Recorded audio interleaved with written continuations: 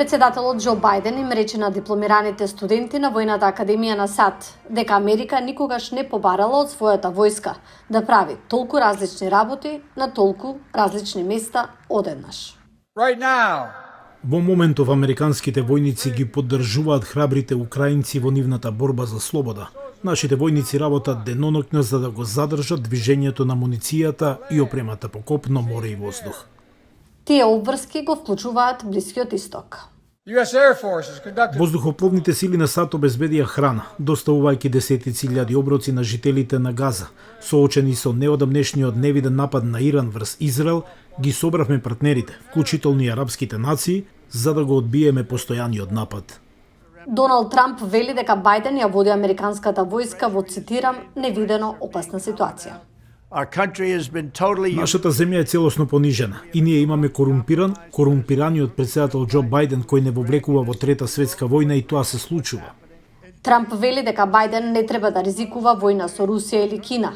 Во видеото од кампањата тој вети дека ќе ја стави американската војска зад надворешната политика, која ги става американските интереси на прво место.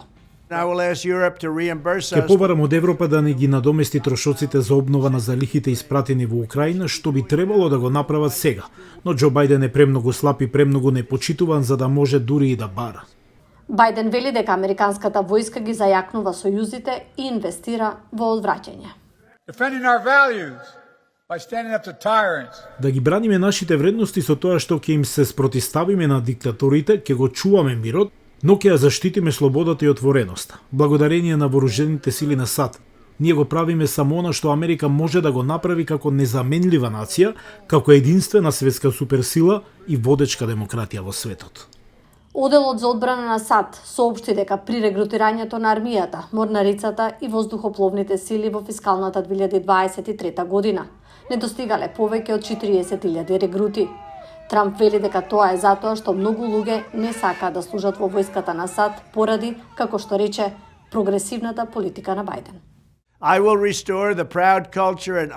Ќе вратам гордата култура и традициите на американските вооружени сили и нема да биде дозволен марксизам и комунизам. Ќе се ослободиме од фашистите. Војската на САД вели дека има неколку причини за помалку регрути, меѓу кои посилна економија, која им дава на помладите повеќе опции, како и поголема недоверба во институциите, кај оние од генерацијата родени помеѓу 1997 и 2012 година.